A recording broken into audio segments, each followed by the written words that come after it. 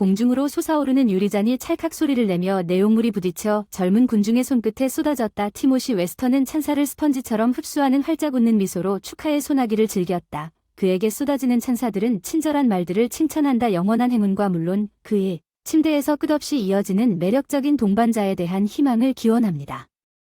축하하는 동안 눈에 띄게 tipsy하고 장밋빛 볼을 한 벤이 다정한 포옹으로 티모시에게 접근했습니다.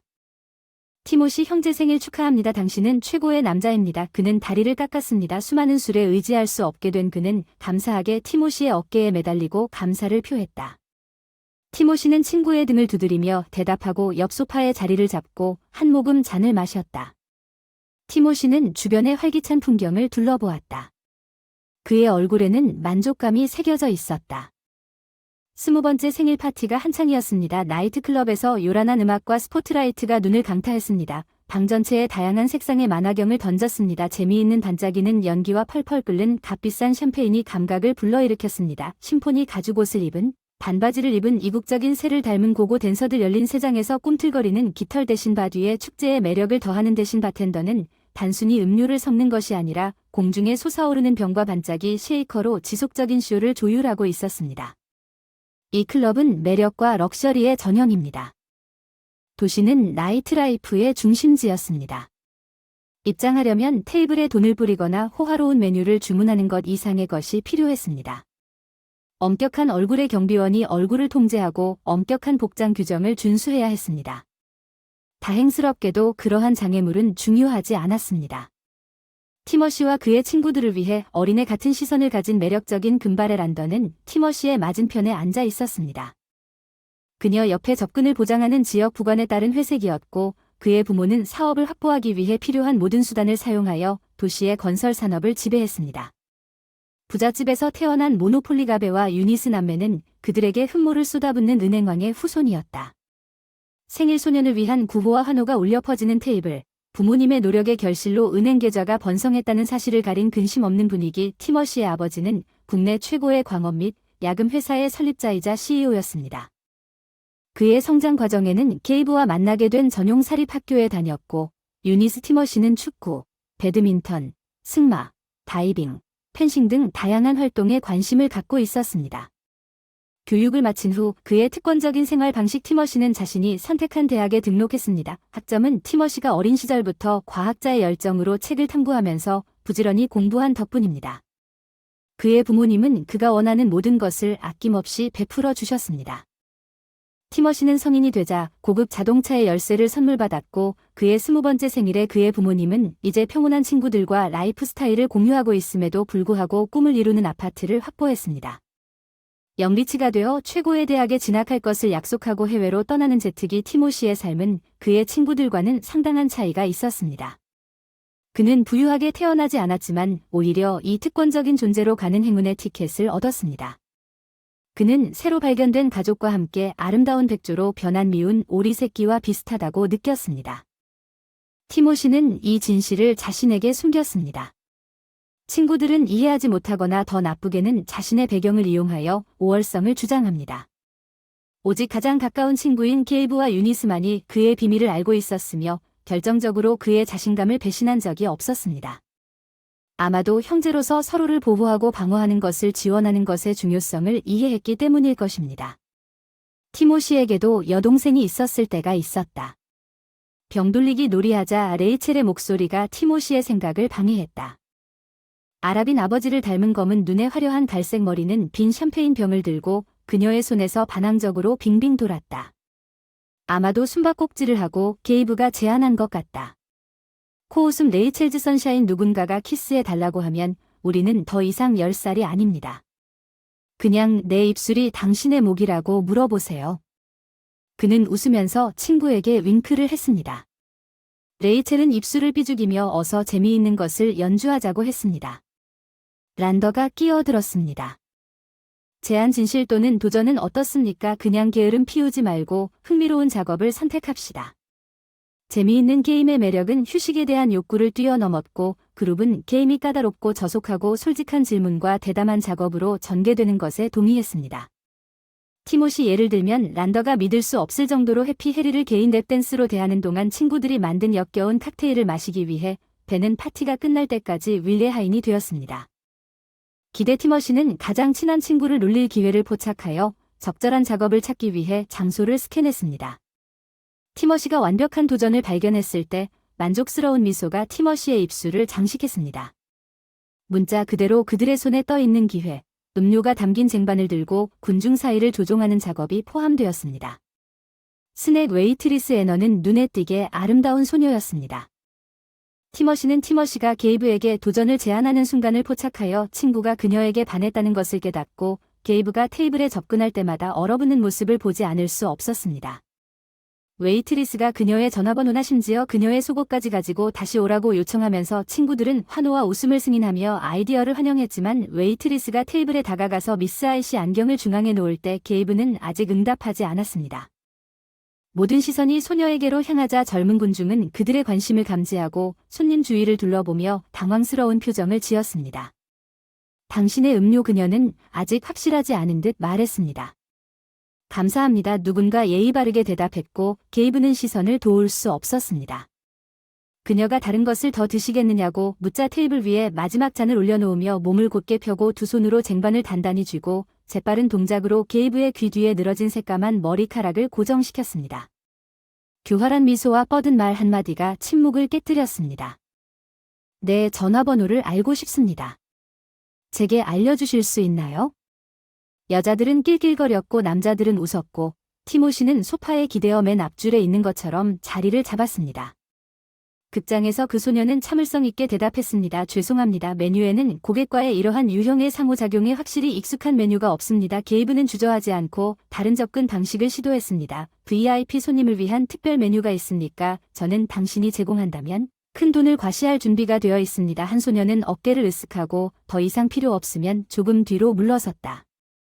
나중에 올게 게이브는 기회를 포착하여 벌떡 일어나 그녀 옆에 섰다. 그는 무의식적으로 소녀의 팔을 붙잡아 그녀가 뒤로 물러나는 것을 막았다. 그녀는 돌아섰다. 놀라며 차분한 어조로 놔달라고 요구하는 게이브 싱긋 웃으며 양손을 들며 화내지 마세요. 진심이에요. 게이브는 유혹하는 말투로 시작했어요. 정말 좋아해요. 우리랑 같이 놀자고 생각 중이에요. 우리 나쁜 놈들은 아니지. 우리는 마을 밖으로 차를 몰고 가서 수영장 파티를 할 거야. 가자. 넌 정말 좋아할 거야. 난 염소 알레르기가 있어. 그 소녀는 초조하게 입술을 맞대고 보고했고 그녀의 시선은 지지를 찾는 듯 이리저리 움직였다. 하지만 아무도 웨이트리스에 관심을 두지 않는 것 같았습니다. 문제 없습니다. 자쿠지가 있습니다. 게이브는 제안해 주셔서 감사하다고 주장했지만 저는 일하고 있습니다. 애너는 단호하게 말했습니다. 게이브는 미소를 지으며 계속했습니다. 괜찮습니다. 시간을 벌겠습니다. 근무 시간이 얼마나 됩니까? 다른 사람이 대신해주면 내가 밤새도록 데려다 줄게. 나이트클럽을 남자와 혼동하고 있는 게 틀림없어. 클럽 웨이트리스는 갑자기 눈을 가늘게 뜨며 슉슉 소리를 냈다. 여기는 그런 방식이 아니다. 보안원을 부를 수도 있다. 어서 멈춰. 게이브를 묻기 위해 유혹하고 열심히 놀았습니다.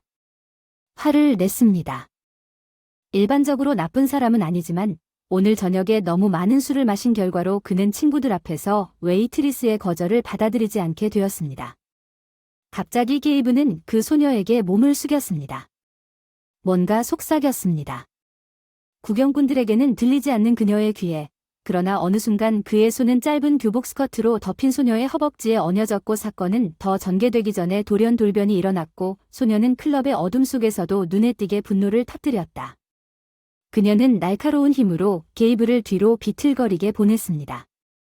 쟁반이 그녀의 손에서 떨어져 바닥에 큰 소리를 내며 떨어졌습니다. 게이브는 반응할 시간도 없이 웨이트리스의 손바닥이 그의 뺨에 닿아 기억에 남을 것이라고 약속한 손가락의 흔적을 남겼습니다. 게이브가 어이가 없다는 듯이 소녀를 바라보며 미친 듯이 외쳤다. 만약 당신이 값비싼 샴페인 한 병을 살 여유가 있다면 내가 당신 앞에 절할 것이라고 어떻게 생각했습니까? 소녀는 반항적인 태도로 반항했습니다. 세상의 전부는 아니지만 당신에게 나쁜 소식이 있습니다. 그 소녀는 더 이상 매력적인 인형과 닮지 않아서 무시무시한 퓨리가 그들 앞에 서 있었다. 그녀의 눈은 은유적인 번개를 흩뿌렸다. 당신에게 들어간 것 전개되는 드라마에서 즐거움을 발견한 어린 소녀 벤이 끼어들었다. 여기 우리는 모두 좋은 사람들이에요. 이곳을 소중히 여긴다면 우리를 모욕하지 마세요. 그렇지 않으면 당신이 경비원을 부르지는 않을 것입니다. 그러나 우리는 당신을 모욕하려는 것이 아닙니다. 그 소녀는 자랑스럽게 등을 곧게 펴고 코를 방패처럼 치켜들었습니다. 나는 모든 사람들이 누구를 위해 일하든 관계없이 개인적인 경계를 가지고 있다는 사실을 말하고 있습니다. 거리를 유지할 수 없다면 매너 교사를 고용하고 감당할 수 있는 예의를 사십시오. 그 대가로 당신은 코웃음을 치며 티모시가 자리에서 일어나 브레이전 웨이트리스에게 다가가면 얼굴이 예쁘면 팔을 흔들고 입을 벌릴 수 있다고 생각합니다. 그는 케이블을 위해 일어서기로 결정했습니다. 건방진 소녀를 잘라내는 그의 머리는 그가 마신 알코올 혼합물로 인해 윙윙거리고 가슴에는 분노가 끓었습니다. 정말 평범한 여종업원이 감히 우리에게 그런 식으로 말을 할 수 있겠는가? 그들은 당신을 고용할 때 간단한 규칙을 가르쳐 주지 않았습니까? 그는 검은 쟁반을 쥐면서 손가락이 하얗게 변하는 여자 때문에 계속 꽃을 피웠습니다. 손님은 항상 옳습니다. 평범하고 단순합니다. 쉽습니다. 당신도 기억해야 하고 고객이 우리와 같다면 미소를 지으며 그의 변덕에 빠져야 합니다. 우리가 주말마다 여기에 남겨두는 돈이 얼마나 되는지 아십니까? 우리는 당신의 연봉을 여기에 던지고 서비스가 최고 수준이기를 바랍니다. 넌 지금 내게 먹이를 주는 손을 물고 있는 거야. 그러니 이제 내 가장 친한 친구에게 와서 사과해. 운이 좋다면 우리가 내 인생을 망치지 않을 테니 티모시는 아니라고 단언했다. 소녀는 입술이 믿을 수 없을 정도로 떨렸지만 단호하게 중얼거렸다. 음란한 제안에 대해 사과드립니다. 무슨 일이 벌어지고 있는지 모르시나요? 티모시가 분노에 휩싸여 브레이즌 웨이트리스에게 알코올 중독자를 캐스팅한 날입니다. 좋은 파티 호스트인 내 생일이에요. 내 친구들이 행복했으면 좋겠고 당신은 그걸 망치려 하고 있어요. 다시 한번 설명하겠습니다. 우리의 사회적 지위 사이의 차이는 큰 차이입니다. 빨리 깨닫고 약해질수록 운명이 주는 유인물을 받아들이는 법을 빨리 배울수록 인생은 더 쉽고 좋아질 것입니다. 그러니 제가 주장하기 전에 가서 사과하세요. 무릎 위에 올려놓으면 모든 걸 잊어버리고 새 블라우스나 립스틱을 살 수 있는 적당한 팁도 남길게요. 가져왔나요? 가세요. 그는 웨이트리스의 손목을 강제로 붙잡고 그녀를 케이브 쪽으로 잡아당겼지만 그녀는 그러지 않았습니다. 눈에 이미 눈물이 가득 고인 안나는 테이블에서 첫 번째 음료수를 집어들고 다음 순간에 그 내용물을 티모시의 얼굴에 던졌습니다. 정말 가엾은 놈이군요. 티모시는 혐오감과 분노로 얼굴에서 끈적끈적한 음료수를 닦아내고 있습니다.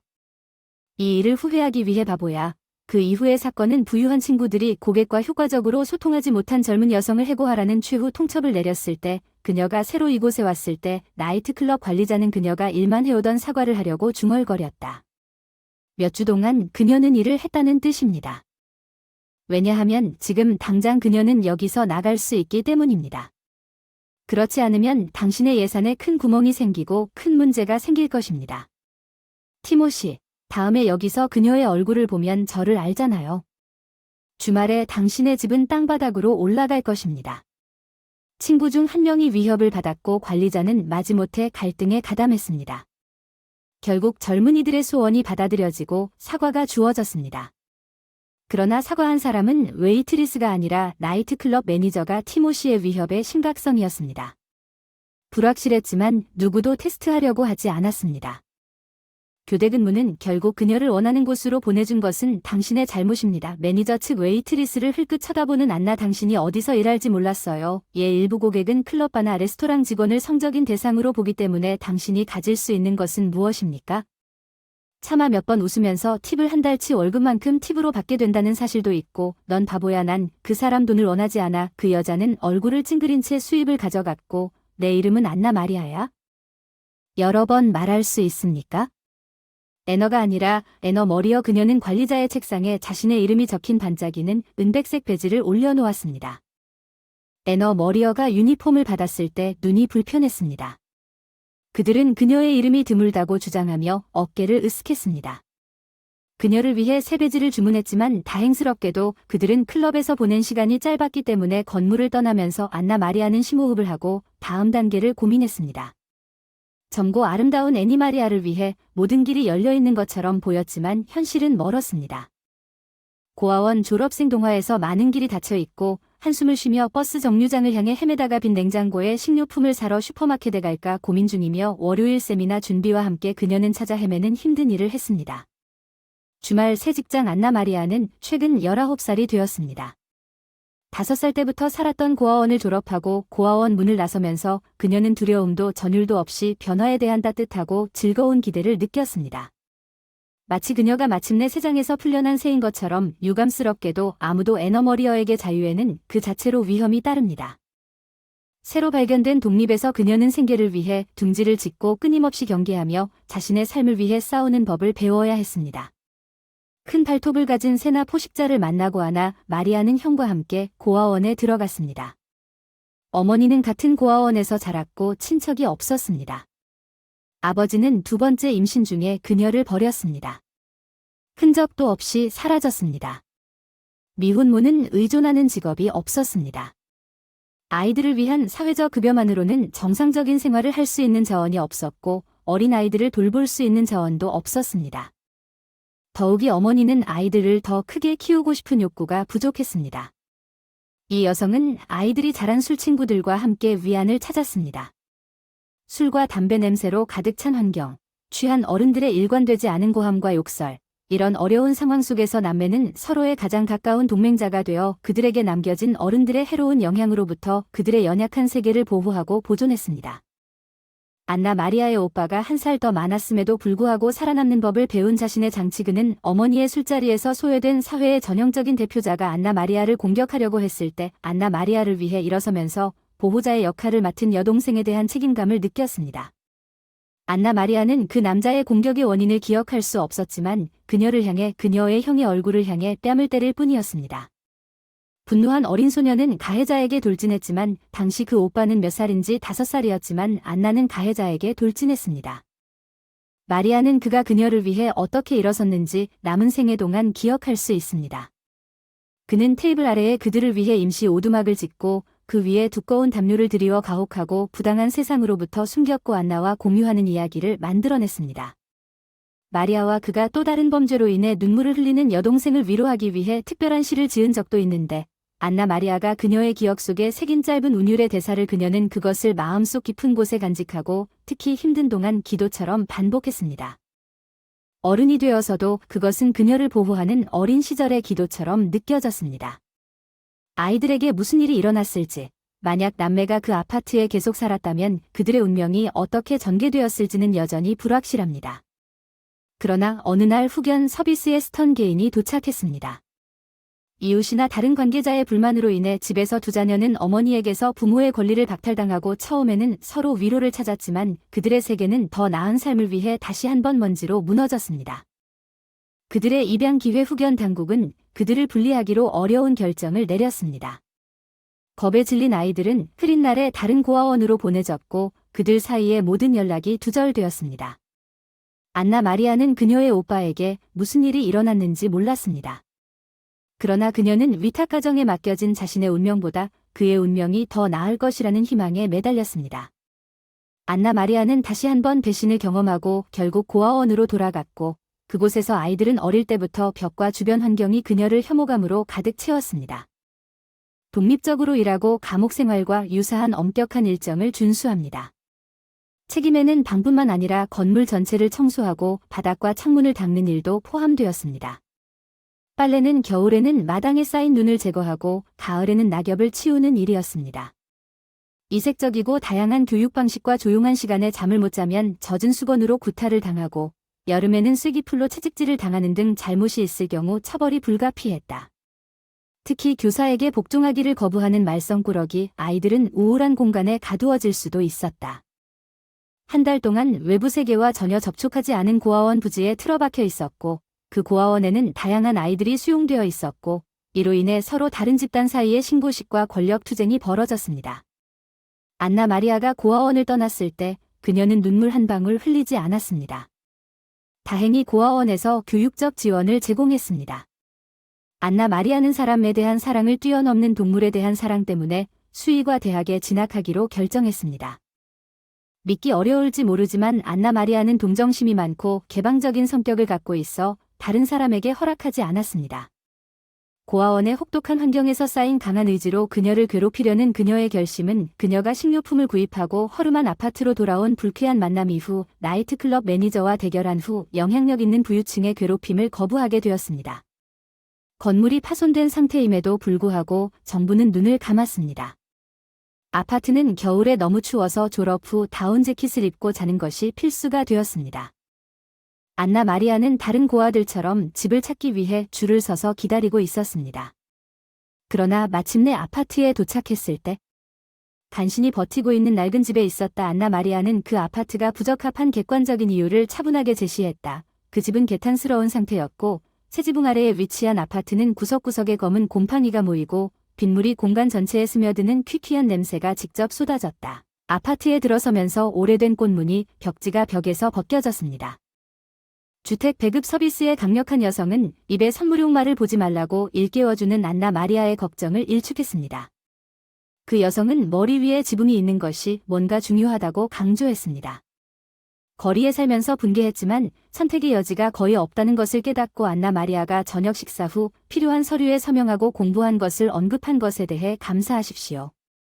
안나 마리아는 수의과 진료소에서 일자리를 얻기 위해 구인 정보를 검색했지만 고용주의 학습으로 인해 계속 거절당했습니다. 그녀의 고아원 배경에 대해 옷가게, 미용실, 어린이 놀이방에서 반복되는 동일한 패턴 고아에 대한 고정관념으로 인해 외면당했습니다. 안나 마리아에 오는 엘리트 클럽에 취직하면서 바뀌었습니다. 그녀의 성과는 너무 인상적이어서 현금을 받았습니다. 그 자리에서 이 승리는 단명했습니다. 부유한 고객과의 오해로 인해 그녀는 이제 다시 해고되었습니다. 애너 머리어는 재정적 어려움을 고려했습니다. 동급생이자 친구인 말리의 전화는 희미한 희망을 가져왔습니다. 말리는 애너 머리어에게 주말 웨이트리스에 대해 알렸습니다. 그녀에게 후보자를 제안하는 인류 레스토랑의 자리는 토요일과 일요일에만 교대가 짧았고 말리는 레스토랑이 도시의 엘리트를 대상으로 음식을 제공한다고 처음에는 그녀가 좋아하는 청중에게 서비스를 제공할 가능성에 대해 냉소적이었다고 확신했습니다. 애너 머리어는 다시 생각하고 한번 시도해보기로 결정했습니다. 그런 곳에서 일할 기회가 유망해 보였고 그녀는 그것이 더 안정적인 상황으로 이어지기를 바랐습니다. 친구들은 문제를 오랫동안 미루지 않았습니다. 같은 날 말리는 애너 머리어를 관리자에게 소개했습니다. 핵말리는 애너 머리어의 경험을 마치 그녀가 말리의 끈질긴 압력으로 인해 그녀는 도시 최고의 나이트클럽에서 짧은 근무기간을 편리하게 생략하고 진공 청소기를 팔고 있었습니다. 핵는 마지못해 애너 머리어에게 계약을 성사시키기 위해 인턴 기회를 주기로 동의했습니다. 핵는 그녀에게 다음과 같이 확신했습니다. 2주간의 근면과 노력 끝에 인턴십 비용이 지급되고 식사가 제공됩니다. 애너 머리어는 본격적인 애드웨이터로 승진했습니다. 그녀는 팀의 동료애를 즐겼고 그 일이 팁을 충족시키는 것을 발견했습니다. 나이트클럽에서 애너 머리어는 그녀의 별이 마침내 정렬되었다고 믿었지만 운명은 그녀를 위한 다른 계획을 세웠습니다. 한편 티머시는 아버지의 동료들과 저녁 식사를 하던 중에 환영받는 전화를 받았습니다. 탈출 사과하고 관심 있는 척하며 자리를 떠났습니다. 테이블에서 그의 친구 게이브의 전화에 응답하여 그들은 그날 밤 클럽에 갈 계획에 대해 논의했고 티머시는 최근 웨이트리스와의 사건에 여전히 짜증이 나고 합류를 주저했습니다. 티머시는 나이트클럽에서 웨이트리스와의 난투로 인해 짜증이 남아 있었습니다. 게이브가 이동하는 동안 스트로브 조명에 비춰진 그녀의 오만한 얼굴을 잊어버리십시오. 티머시는 그 소녀가 나중에 바에서 해고되었다는 것을 알았음에도 불구하고 그의 짜증을 떨쳐버리는 것이 어렵다는 것을 알았습니다. 티머시는 그 사건에 대해 회상했고 웨이트리스는 태연하게 게이브에게 불만을 표시했습니다. 게이브는 웨이트리스의 성격이 매력적이라고 생각하는 티머시가 그의 친구에게 배신감을 느꼈다는 말다툼에 동요하지 않았다는 사실을 일축했습니다. 게이브는 티머시의 농담에도 불구하고 게이브가 소녀 소설에서 아이디어를 얻었다고 제안하면서 게이브를 놀리려고 했습니다. 저녁 식사를 마치고 살아남을 수 있을지 기다리고 있었는데 그 남자가 바 카운터 위에 전화기를 올려놓자 전화가 끊겼습니다. 그는 몇 모금 더 마시면 갑자기 아버지와 손님들에게 돌아가야 한다는 것을 간절히 깨닫고 잔에 남아있는 음료수를 바라보았습니다. 여자의 목소리가 그의 관심을 끌었고 그는 고개를 왼쪽으로 돌렸다. 웨이트리스는 바에서 술을 마시고 있었다. 작은 차주전자와 쟁반에 프렌치 프레스가 줄지어 놓여 있다. 그녀는 미소를 멈추지 않고 지적이며 바텐더에게 시시덕거렸다. 티모시는 그녀를 알아보고 얼어붙었다. 충격에 빠진 것은 시엘의 웨이트리스였다. 주문을 마친 소녀는 바텐더에게 감사 인사를 하고 발을 떠났다. 티모시는 동상처럼 거기 앉아 호기심으로 불타오르는 소녀의 등을 바라보고 있었다. 그녀의 이름은 안나다. 티모시는 저녁에 갑자기 혼자 웃었던 것 같다. 더 흥미로운 것 같았고 티모시의 영혼은 기운을 차렸고 그는 섭리가 그들 둘을 이곳으로 데려온 것을 운명이라고 생각했고 그는 놓칠 생각이 없었습니다. 그는 끝나지 않은 음료수를 지불하고 그가 서 있는 기둥 중 하나에 기대어 메인 홀로 향했습니다. 포식자처럼 테이블은 가득 차 있었고 검은 유니폼을 입은 웨이터들은 부지런한 벌처럼 윙윙거렸다. 안나 마리아는 테이블 옆에 서서 손님들에게 미소를 지으며 그들의 소원을 들어주거나 티모시가 보는 앞에서 칭찬을 즐기고 있었다. 안나 마리아와 한 테이블에 있는 세 남자 사이의 대화에도 불구하고 그는 어느 순간 그녀가 얼굴을 붉히고 유쾌하게 웃고 있는 것을 알아차렸습니다. 티모시는 짜증스럽게 말했다. 이제 그녀는 싸우지 않습니다. 안나 마리아가 남자들과의 대화를 멈추고 작은 복도를 향해 힘차게 향하고 있는 것을 보고 말입니다. 직원 티머시는 그녀에게 섀도우를 하기로 결정했습니다. 그녀의 눈을 사로잡았을 때 그가 정확히 무엇을 할 것인지에 대한 계획이 아직 마음속에 성숙되지 않았습니다. 무언가가 그로 하여금 자신에 대한 간단한 상기만으로도 충분할 것이라고 생각하게 만들었습니다.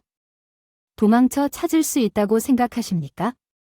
태양 아래 있는 곳 안 돼 자기야. 내가 널 잡을 수 없는 굴은 없어. 넌 나에게 한 번 굴욕을 주었으니 남은 인생에 대한 보상을 거두어라. 그가 모퉁이를 돌자마자 아이가 고통으로 가득 찬 경련성 흐느끼며 오는 소리를 듣게 된 것보다 그 직후 웨이트리스의 목소리는 믿을 수 없을 정도로 부드럽고 배려심이 컸다. 울 필요는 없다. 그녀는 아이에게 애원했다. 티모시는 조심스럽게 복도를 내다보았다. 그곳은 메인 홀보다 더 어두웠지만 그는 그 소녀가 앞에 무릎을 꿇고 있는 것을 보았다. 6살쯤 되어 보이는 소년의 무릎에 상처가 났다. 식당에서 식사를 하던 부모님을 피해 도망치다 넘어진 듯한 안나 마리아는 재빨리 주머니에서 새 냅킨을 꺼내 조심스럽게 닦았다. 그 아이의 얼굴은 곧 사라질 거예요. 마법 같은 부분을 말씀드리자면 고통과 두려움을 없애는데 확실히 도움이 될 거예요. 소녀는 망설였어요. 웨이트리스는 이상하게도 당장 효과가 없을 수도 있지만 만약 당신이 난 용감한 소년이니까 그만 울어라. 마법은 더 빨리 풀릴 거야. 마법은 용사를 사랑해. 약속한 소년이 붉어진 코로 흐느껴 옳도록 해볼게. 소년은 혼란스러운 듯 잠시 머뭇거리다가 부드러운 미소를 지었다. 그녀의 얼굴은 용감하고 작은 기사가 나에게 말한 것입니다. 그는 단지 소년이었음에도 불구하고 항상 곤경에 처한 사람들을 보호했으며 이 시는 분명히 당신에게 도움이 될 것입니다. 소녀는 몸을 굽히고 티모시의 피를 얼어붙게 만드는 무언가를 속삭였습니다. 그녀는 그에게 단순한 시 이상의 것을 말하고 있었습니다. 그것은 친숙한 시였습니다. 티모시가 오래전에 만들어낸 위로의 시였습니다. 그것은 마치 먼지로 뒤덮인 전생에서 온 것 같은 느낌이 들었고 이제 이 세기의 먼지는 눈이 찌르르하고 눈물이 나기 시작했다. 티모시는 자신의 귀를 믿을 수 없었다. 그것은 여동생 안나 마리아가 담요집에 숨어 있을 때나 밤에 잠들기 두려울 때 또는 나중에 잠이 들기 어려울 때 여동생 안나 마리아에게 들려주었던 구절이었다. 고아원에서 알 수 없는 것에 대한 두려움을 없애기 위해 그것을 사용하고 있었습니다. 넋을 잃은 티모시가 웨이트리스가 일어서서 울음을 그친 어린 소년의 손을 잡는 것을 지켜보았고 찰과상이 있는 붉은 무릎과 약간 부어오른 눈만이 그에게 최근의 일을 상기시켰습니다. 문제야. 이제 엄마 찾으러 가자. 알았어. 걱정이 된다고 했어. 내가 놀이방에 있는 줄 알았지. 소녀는 슬프게 한숨을 쉬고 도망갔어. 그녀는 나를 꾸짖을 거야. 그녀는 안 할 거야. 내가 모든 것을 설명할 테니. 웨이트리스는 서둘러 어린 소년의 불안을 진정시키기 위해 그녀는 고개를 들었고 처음에는 티모시와 시선이 교차했고 그녀의 눈에는 경악이 빛났지만 그 감정은 즉시 분노의 눈살로 바뀌었습니다. 나를 따라오지 않기를 바랍니다. 소녀는 말했습니다.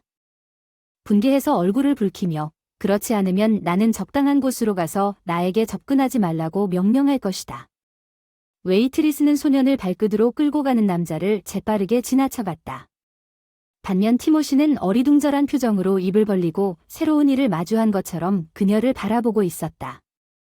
인생에서 우연히 만난 세상의 경이로움은 그가 술에 취한 것인지 아니면 외적인 허세에도 불구하고 웨이트리스의 마음을 통해 번쩍이는 비뚤어진 생각은 무엇인지 안나 마리아는 부자와의 예상치 못한 만남을 좋아하지 않았습니다. 저 라스칼이 있는 식당은 식사 중이야. 안나 마리아가 아이의 손을 더 세게 쥐고 소년을 끌고 가는 줄 알았지. 가족이 어디에 앉아 있는지 알고 있었어. 누군가의 기념일을 축하하는 시끄러운 회사 대기. 티모시는 무아지경에서 깨어난 듯 소녀를 부르며 멍하니 기다려 질문이 하나 있는데 뒤에서 그의 손이 그녀의 어깨에 내려오는 것을 그녀는 느꼈고 소녀는 즉시 앞으로 달려가서 그 남자의 손가락이 공기 외에는 아무것도 퍼올리지 못하게 하고 날카롭게 돌아서 그녀는 그에게 화난 표정을 지었습니다. 감히 건드리지 마세요. 나 안나 마리아가 씩씩 소리를 질렀다. 술 경비원 여긴 괜찮은 곳이야. 카메라가 있어. 그들에게 말할게. 당신이 나를 괴롭혔다고 오해했어. 내 말을 오해했어. 좋은 하루 보내라고 중얼거렸다. 소녀는 빨리 메인 홀로 향하는 길을 참지 못하고 티모시가 뒤를 따랐다. 그 순간 그녀의 테이블을 서빙했던 다른 웨이트리스가 홀에서 돌아오고 있었습니다. 안나 마리아, 시간 낭비하지 마세요. 당신은 이미 남자친구를 찾았나요? 애너 머리어의 손. 티모시는 그 자리에서 얼어붙었습니다. 그의 눈은 커지고 그의 심장은 뛰기 시작했습니다. 새로운 활력으로 혈액을 펌핑하기 시작했습니다. 공기가 점점 짧아지고 있었습니다. 애너 머리어, 그는 충격에 빠졌다고 생각했습니다. 그동안 애너 머리어는 다른 웨이트리스에게 미소를 지었습니다. 매력적인 왕자, 나는 그를 직접 키우는 것이 더 쉬울 것이라고 생각했습니다. 두 번째 웨이트리스는 그녀가 걸어가면서 애넴 머리어 쪽으로 머리를 돌렸고 앞을 보지 않았기 때문에 그녀는 장애물을 눈치채지 못한 농담에 즐겁게 웃었습니다. 석화된 티모시의 모습으로 그에게 날아와 더러운 접시가 손님의 가슴에 부딪혔습니다. 접시 중 하나가 미끄러져 떨어져 작은 흰색 근대로 부서졌고 나머지 접시는 기적적으로 살아남았습니다. 맙소사. 웨이트리스가 겁에 질려 소리쳤습니다. 미안해요, 못 봤는데 재킷이 조금 더러워서 세탁할게. 그 사람은 누군가가 남긴 음식 때문에 값비싼 재킷에 묻은 기름진 얼룩에 대해 생각하지 않고 왼쪽 무릎을 부딪혀 아프다는 사실을 생각하고 있었어. 그 어린 소년이 겪어야 했던 고통과 그 순간 그의 머릿속에 고동치는 고통이 다시 그에게 생각나게 했다. 다시 그 시와 함께 웨이트리스의 목소리가 울렸다. 티모시는 마침내 그의 여동생을 찾았다는 강박관념을 떨쳐버리고 정신을 차렸다. 몇 년이 지나 그는 오래전 희망을 포기하고 손을 떨어뜨렸을 때 그녀를 발견했습니다. 그 남자는 웨이트리스의 손을 뿌리치며 바닥에서 뛰어올라 미안하다고 중얼거리며 혼란스러워하는 여자를 바라보지 않고 달려 내려갔습니다. 그녀가 어디에 있는지 둘러보던 그는 그녀에게 모든 것을 설명해야 했지만 갑자기 또 다른 생각이 그의 마음에 떠올랐습니다. 먼저 그는 이것이 사악한 운명의 농담이 아니라는 것을 그녀인지 확인해야 했습니다. 그리고 우연의 일치로 그의 여동생이 이 웨이트리스에게 시를 말했을 수도 있습니다. 어쩌면 이 시를 직접 지은 건 아닐지 모르지만 마당에서 듣고 울고 있는 여동생을 달래기 위해 외웠다. 아들 티모시, 아버지가 전화했어. 너 어디 있었니? 전화를 걸더니 너를 찾기 시작했다. 우리는 막 떠난다. 티모시는 뒤를 돌아보았다. 아버지는 자신이 여기에 혼자 온 것이 아니라는 사실을 이미 잊고 있었고 초대받은 손님에 대한 책임이 있다는 사실을 이미 잊어버렸습니다.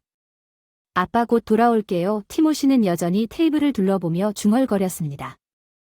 여자를 찾아야 해요. 그의 시선 한 웨이트리스에서 다른 웨이트리스로 달려갔는데 그녀는 레스토랑 2층에 있을지도 모릅니다.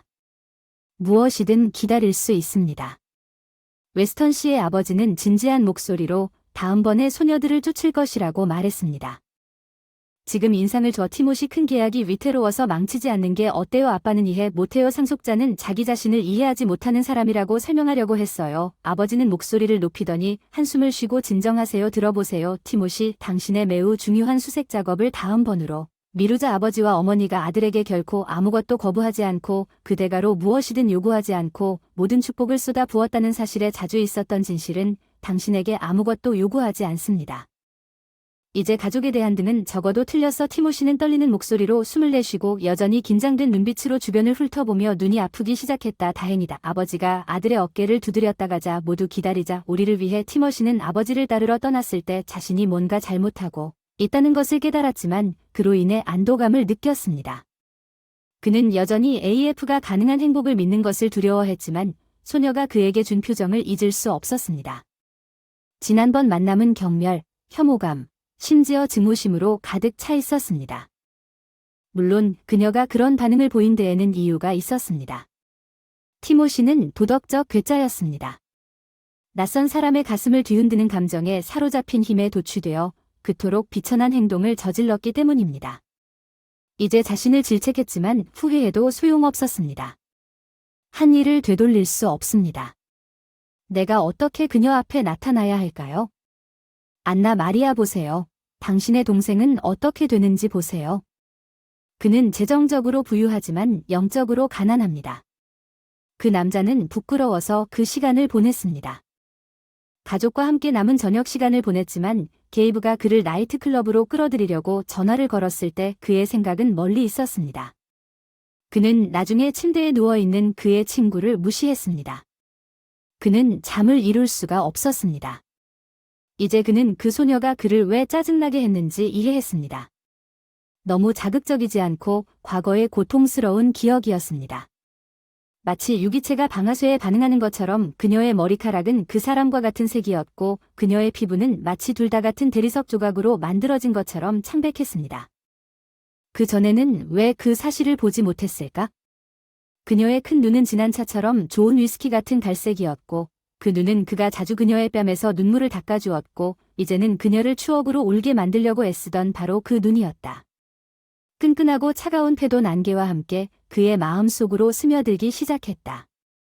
그는 안나 마리아와 함께 고아원으로 끌려간 일, 손가락이 풀릴까봐 손을 잡았던 일, 그때는 서로 다른 방에 갇힌 일, 그리고 몰래 고아원에 갇혔던 일이 생각났다.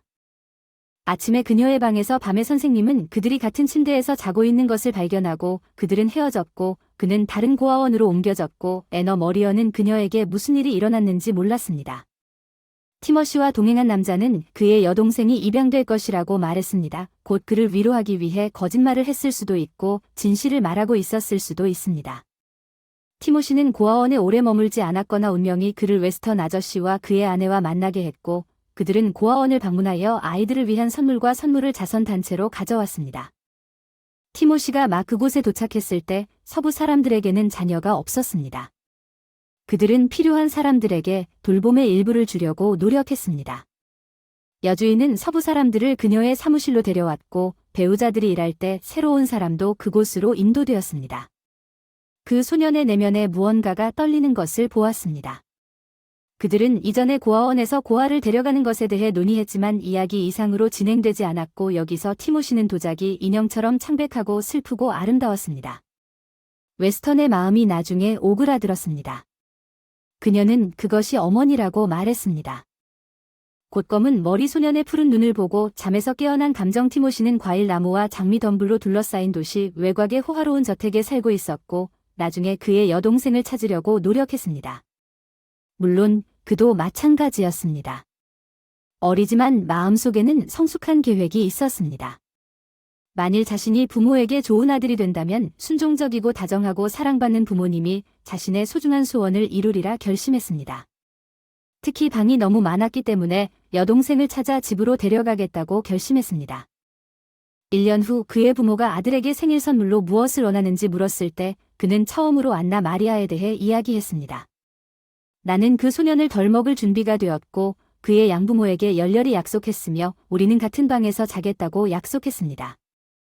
새처럼 작고 날씬한 그녀는 공간을 많이 차지하지 않을 것이고 당신이 그녀를 간지럽히면 그녀는 매우 우스꽝스러운 웃음을 지을 것입니다. 그녀는 새끼돼지처럼 끙끙거립니다. 당신은 확실히 그녀를 좋아할 것입니다. 서양인들은 아이의 말에 너무 감동해서 그를 도와 주겠다고 약속했습니다. 배우자들은 실제로 해당 당국에 가서 그 소녀가 이미 입양되었다는 사실을 알게 되었고 만약 그녀에게 이미 가족이 있다면 그들이 아이의 생활에 방해가 된다면 티모시는 16세에 진정할 수 없었으며 그는 입양부에 왔습니다. 후견 및 양육권에 대해 그는 아니마 마리아의 운명에 대해 아무 말도 듣지 못했으며 감정적인 폭발로 그는 후견 서비스의 한 여성과 큰 싸움을 벌였습니다. 심지어 그녀의 사무실에 있는 물건을 부수기도 했습니다. 운 좋게도 그녀는 경찰에 신고하지 않았습니다. 우리에게는 권리가 없었습니다. 헤어지자는 것은 비인간적이며 확실히 불법인 티모시를 외쳤습니다. 여자는 소년에게 차를 부은 다음 그를 안락의자에 앉히고 왜 아이들이 헤어지는지 설명하려고 노력했습니다. 먼저 한 아이가 새로운 가족을 찾을 가능성이 훨씬 더 높습니다. 2번 이상 그녀는 티모시에게 부드러운 어조로 말했습니다. 연습에 따르면 서로 가까이 지내는 아이들은 새로운 삶에 적응할 수 없거나 서로에게 집착하는 새로운 가족을 받아들일 수 없습니다. 최근 한 여성이 입양한 일이 잘 끝나지 않습니다. 형제와 자매의 적응은 매우 어려웠습니다. 아이들은 새 엄마에게 등을 돌렸으며 동시에 한 아이는 집에 있고 두 번째 아이는 병원이나 캠프 등으로 떠났습니다. 가족은 평화롭고 조용했지만 만났을 때 또다시 문제는 비명을 지르며 싸우기 시작했고 오라가 어떻게 끝났는지 아십니까? 그들은 둘 다 고아원으로 돌아갔습니다. 그녀는 감당할 수 없었고 나는 그녀를 비난할 수 없습니다. 티모시는 그 여자가 무슨 말을 해야 할지 모르고 듣는 것 같았습니다. 그 어떤 것도 그와 안나 마리아에 관한 것이 아니라고 그들은 새 가족에서 싸우지 않을 것이지만 그 여자는 계속해서 당신은 새로운 가족에 속해 있으며 이제 아름다운 가족이 되었습니다. 확실히 당신의 여동생도 부모를 얻었을 것입니다. 당신은 정말로 기꺼이 파멸시킬 의향이 있습니까? 두 사람이 함께 지냈더라면 가족을 얻었을지 아니면 그런 식으로 지냈을지는 알 수 없을 것입니다. 이 기간 동안 티모시의 가슴은 조여졌습니다. 그는 진심으로 부모를 사랑하게 되었고 부모님은 그가 꿈도 꾸지 못했던 사랑과 보살핌을 그에게 주셨습니다. 물론 그는 그것을 잃고 싶지 않았을 것이다. 시간이 지나면서 흐릿해진 여동생에 대한 기억은 전생과 동떨어진 것처럼 보였고 날카로운 슬픔이 가미된 회색 톤으로 물들었고 티모시는 포기하고 안나 마리아도 그랬다고 스스로 결정했다. 안나 마리아는 항상 꿈꿔왔던 개나 고양이가 있는 사랑받는 가족을 찾았습니다. 안나 마리아는 동물을 사랑했고 거리에서 마당에 있는 새끼 고양이나 강아지를 한 번도 지나친 적이 없었습니다. 티모시는 자신이 행복하다고 판단했고 그때 한 소녀가 그의 삶에 뛰어들었습니다. 그녀는 혜성처럼 별을 그렸다. 그의 관심을 끄는 하늘 다른 모든 것은 다음 날 아침에 사라졌다. 티모시는 레스토랑으로 가서 생각과 추측으로 괴로워하며 더 이상 참을 수 없어 온 몸이 떨리고 손가락이 떨렸다. 어제 바텐더에게 접수원에게 전화하라고 요청했습니다. 멋진 레스토랑은 손님들로 가득 찼습니다. 이제 월요일 아침은 조용했습니다. 고객을 긴장시키기에 더 적합한 중립적인 음악이 들렸습니다. 빨간 머리의 웨이트리스가 유일한 손님을 지켜보고 있었습니다.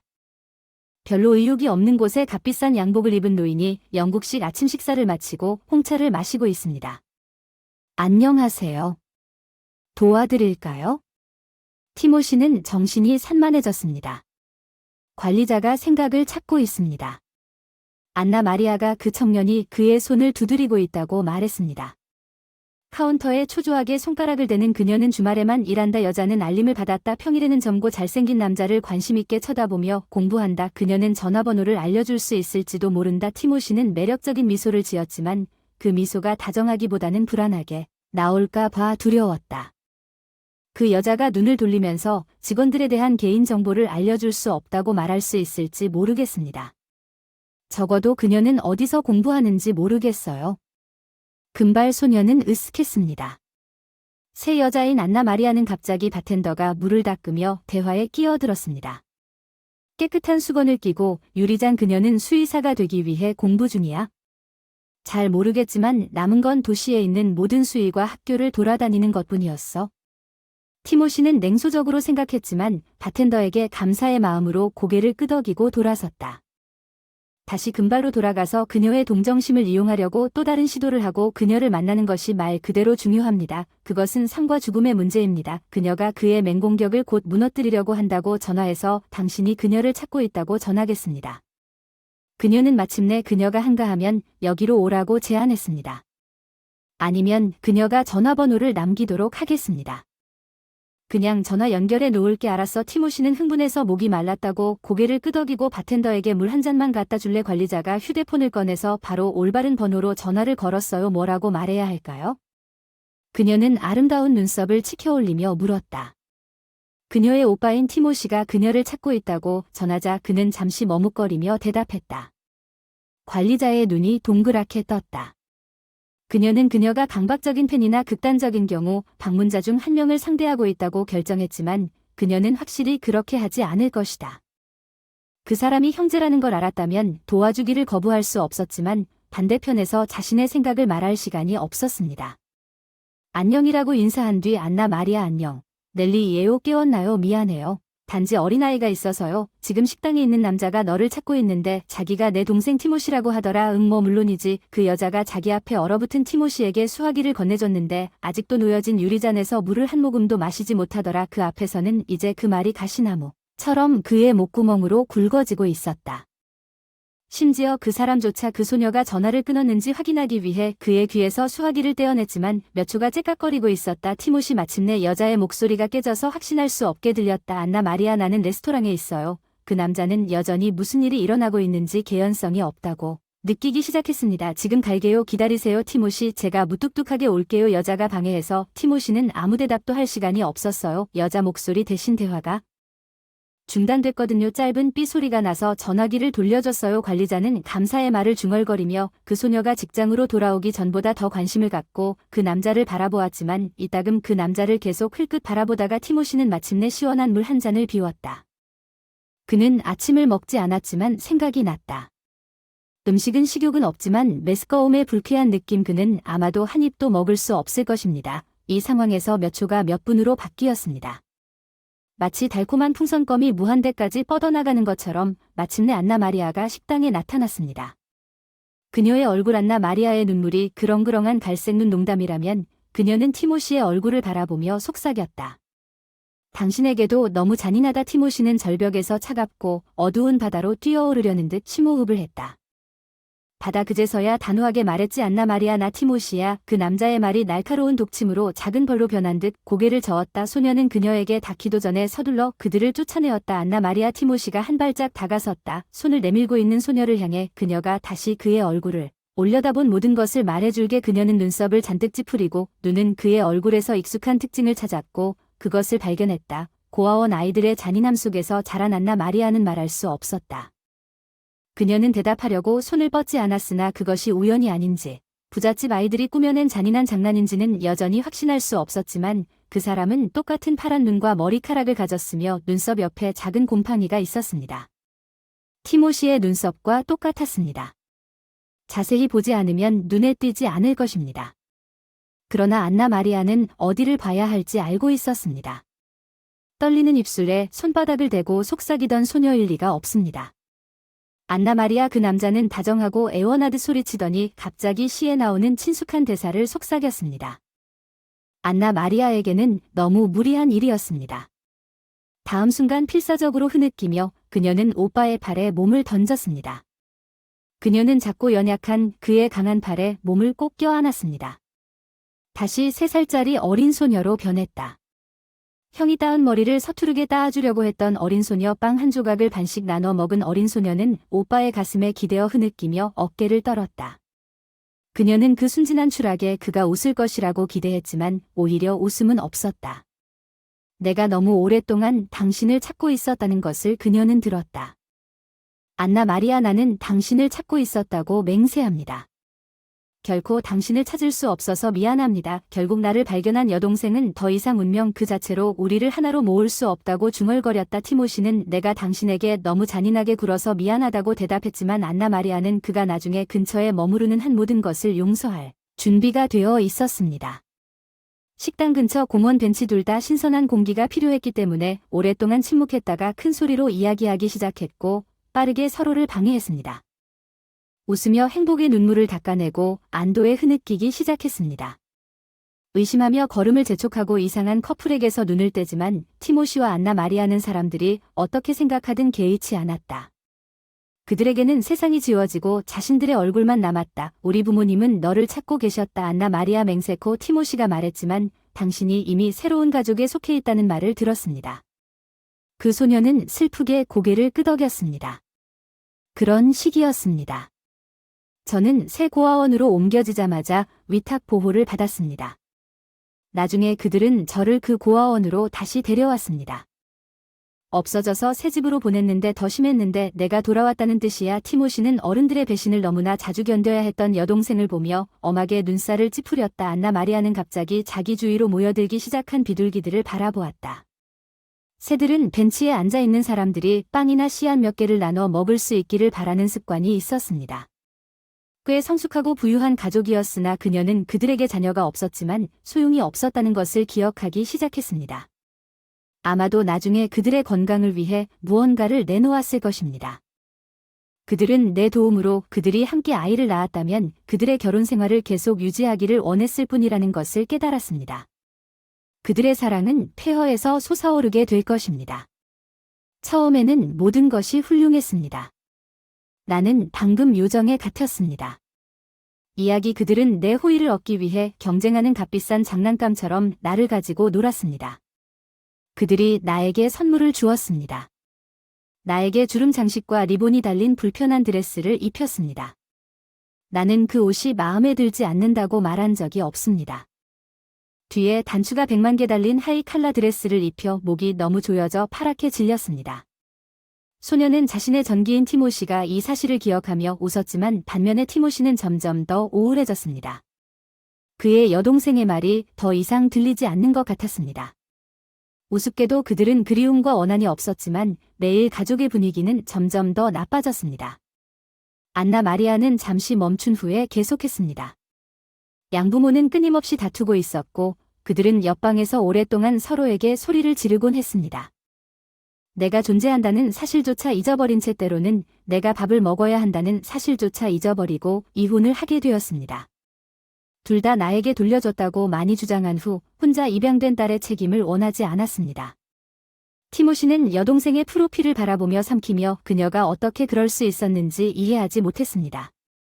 어떻게 어른들이 아이를 돌보기로 결정하고 쓸모도 없는 불량품처럼 버릴 수 있었을까. 나는 새로운 고아원에 갔다. 소녀는 벤치에 나무 표면에 보이지 않는 무늬를 만들기 시작했다. 손가락 다른 가족이 나를 보고 싶어 하면 화를 냈다. 개처럼 쳐다보는 것에 화가 나서 가족에게 데려가고 싶어도 거리에 내쫓을 수 있어서 거기 머물렀다. 졸업할 때까지. 그리고 나이트클럽에서 어떤 오만한 얼간이가 나와 싸웠다. 그 소녀는 고개를 들고 오빠의 얼굴을 올려다보며 비난하는 말을 하다가 티모시는 행복으로 가득 찬 미소를 지었다. 여동생에게 무슨 말을 해야 할지 모르겠어. 말 대신에 그는 그녀의 마른 어깨를 다시 꼭 안아주었다. 이제 모든 것이 달라질 것이다. 안나 마리아, 내가 반드시 너를 돌봐줄게. 열렬히 약속했다. 티모시와 안나 마리아가 티모시를 만난 지 3년이 지났다. 카페에서 게이브와 타우엘이 축하 문구가 적힌 밝은 갈랜드를 걸른 것을 엄숙하게 지켜보고 있습니다. 티머시는 더 높이 올려야 한다고 말했습니다. 오, 말 좀 해보세요. 게이브는 까다로운 친구를 바라보며 외쳤습니다. 그녀는 당신의 가어런들을 눈치채지 못할 것입니다. 왜 그게 타우엘입니까? 내가 여기 있을 테니 파티 주최자에게 화를 냈다. 내가 여기에서 가장 잘생긴 남자다. 안나 마리아는 다른 곳은 쳐다도 보지 않을 것이다. 나만 볼 것이다. 토엘은 특히 여동생의 수행원을 질투심으로 지켜보는 티모시에게 먼저 윙크를 하고 불만스러운 표정을 여러 번 받았다. 구혼자들은 안나 마리아에게 두 번째로 안나 마리아와 가장 친한 친구가 된 유니스로부터 세 번째로 안나 마리아와 1년 동안 사귄 게이브로부터 티모시에게 자신들의 관계에 대해 말하지 않았지만 게이브는 그러한 정보를 간직하는 것을 좋아하지 않았습니다. 게이브는 처음부터 아름다운 소녀에 대한 동정심을 느꼈지만 사과와 함께 친분을 쌓기 시작했지만 티머시의 부모는 환영했습니다. 애너 머리어는 한때 자신의 딸을 잃은 것처럼 진심 어린 마음으로 가족에게 합류했습니다. 웨스턴 씨는 거의 모든 여가 시간을 어머니의 보살핌으로 그녀를 둘러싼 애너 머리어에게 바치기 시작했으며 그 소녀는 티머시와 마찬가지로 가족의 일부처럼 느꼈습니다. 최근에 정말 행복했던 것은 마치 잃어버린 퍼즐 조각이 그의 마음에 삽입된 것 같았고 오늘 그는 안나 마리아의 수의과 대학 졸업을 기념하여 깜짝 파티를 준비하기로 결정했습니다. 이제 안나 마리아는 그녀의 진짜 선물을 치료에 사용할 수 있습니다. 절름발이 개와 감기에 걸린 앵무새 웨스턴 씨는 이미 그녀를 훌륭한 수의과 진료소에서 일하도록 준비했습니다. 티모시는 친한 친구라고 불리는 작은 아늑한 카페를 임대하고 동료들을 무료 노동으로 사용하여 축제 분위기를 조성했습니다. 티모시의 약혼자 홀리는 보초를 서서 들여다보고 있었습니다. 안나 마리아의 모습이 거기 걷고 있는지 알아보기 위해 그녀가 오고 있다. 비명을 지르는 소녀가 갑자기 신이 나서 복도로 뛰어들었다. 젊은이들은 풍선과 포스터를 버리고 몸을 흩뿌리며 속삭였다. 어떤 사람들은 테이블 밑에 숨었고 다른 사람들은 자신들이 남겨둔 기둥 뒤에 숨었다. 텅 빈 홀. 안나 마리아는 역시 수의과 대학을 졸업한 절친한 친구 몰리와 함께 도착했다. 그들은 입구에서 얼어붙어 놀라며 주위를 둘러보았다. 카페는 마치 직원들도 증발한 것처럼 텅 비어 있고 조용했고, 몰리가 큰 소리로 물어본 사람들은 모두 어디 있느냐고 외로웠다. 노란 풍선이 소녀들을 회전초처럼 굴러 사막을 가로지르는 순간 안나 마리아와 몰리는 비명을 지르며 뛰어올랐고 카페 벽은 팝송으로 가득 찼습니다. 여러 색의 색종이가 공중에 날아갔고 그와 함께 친구들이 축하의 소리를 지르며 젊은이를 놀라게 했습니다. 여자는 친구들의 축하를 기쁨으로 웃으며 울고 받아들였습니다. 안나 마리아는 티모시를 힐끗 보고 누가 모든 일을 시작했는지 완벽하게 깨달았습니다. 남매는 눈을 마주쳤고 안나 마리아는 진심 어린 미소로 그에게 감사를 표했습니다. 때때로 그녀는 모든 것이 이루어질지 걱정스럽게 걱정했습니다. 하지만 티머시는 그 불쾌한 생각이 그녀를 떠나게 하기 위해 모든 일을 하고 있었습니다. 게이브 그녀의 비밀 남자친구는 모든 사람 앞에서 그녀에게 뛰어올라 그녀를 포옹하고 입술에 키스했습니다. 모두가 야유했습니다. 오늘이 좋은 기회라고 생각했습니다. 그는 놀란 안나 마리아의 귀에 속삭였습니다. 티모시 주변에는 증인이 많았습니다.